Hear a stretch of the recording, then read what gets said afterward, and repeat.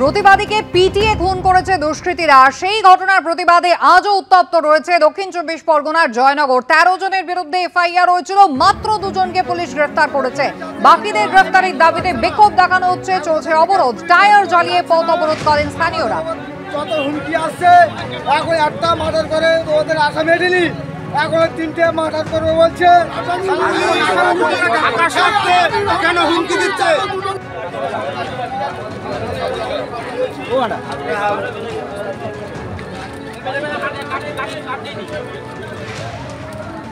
একেবারে পুলিশের সামনে রীতিমতো হুমকি দিয়ে গিয়েছিল দুষ্কৃতীরা। পরের দিন সকালে এসে তারা খুন করবে, সেই একই ঘটনা, যে হুমকি তারা দিয়েছিল সেই কাজই কিন্তু তারা করে। কিন্তু তারপরও পুলিশ কি করছিল সবকিছু জানা সত্ত্বেও পুলিশের বক্তব্য যে কোনো লিখিত অভিযোগ এই নিহত শায়েম খানের পরিবার তারা দায়ের করেননি।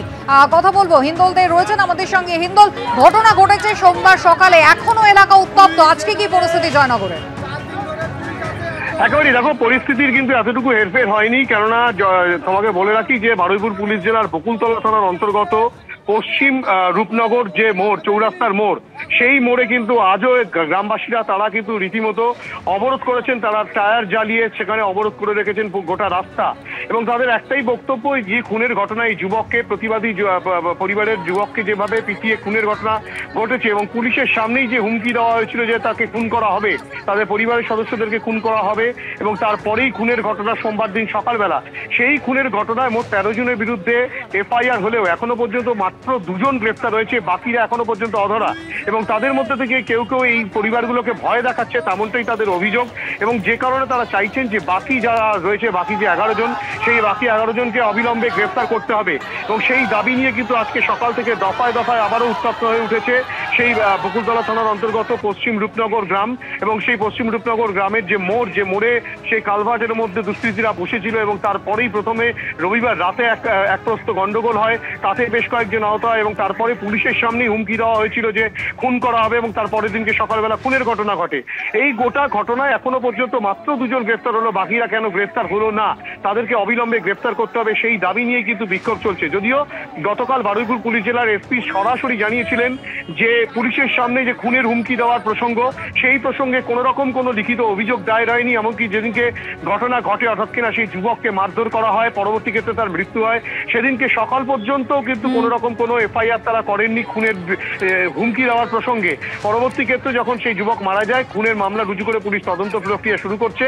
কিন্তু এই ঘটনাকে কেন্দ্র করে আবারও উত্তপ্ত হয়ে উঠেছে জয়নগরের বকুলতলার পশ্চিম রূপনগর চৌমাথা মোড়। হিন্দল, তুমি আমাদের সঙ্গে থাকো।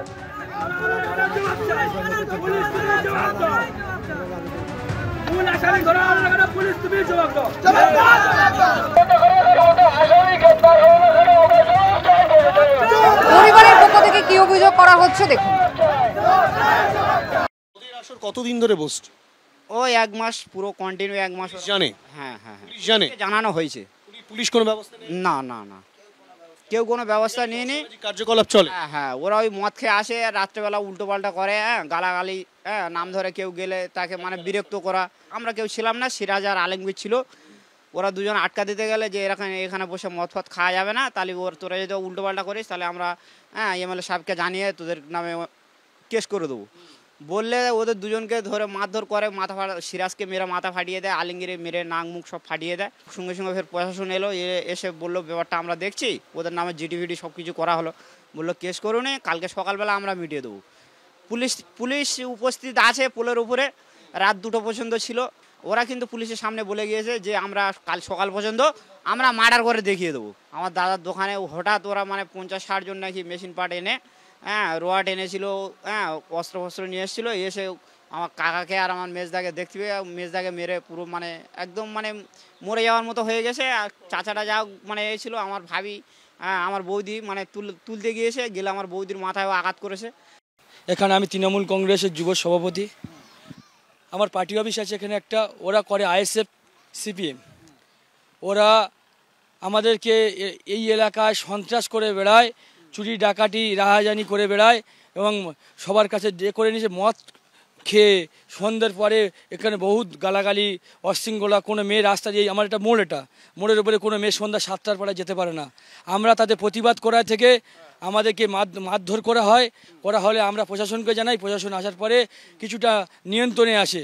সাইম খান হচ্ছে সুরাটে কাজে ছিল, উনি কাজের ছেলে, সুরাটে কাজে ছিল, কাজে এসে সকালে এসে উনি বাড়ির বাইরে চা খেতে বেরিয়েছে, বেরোনোর পরে হঠাৎ মারার উদ্দেশ্য হচ্ছে, আমরা প্রতিবাদ করেছিলাম আমাদেরকে মারার উদ্দেশ্য, এবং আমাদের ভাই সাইম হয়, আমাদের ভাই সাইম হওয়ার কারণে সাইমকে খুন করে আমাদেরকে না পেয়ে।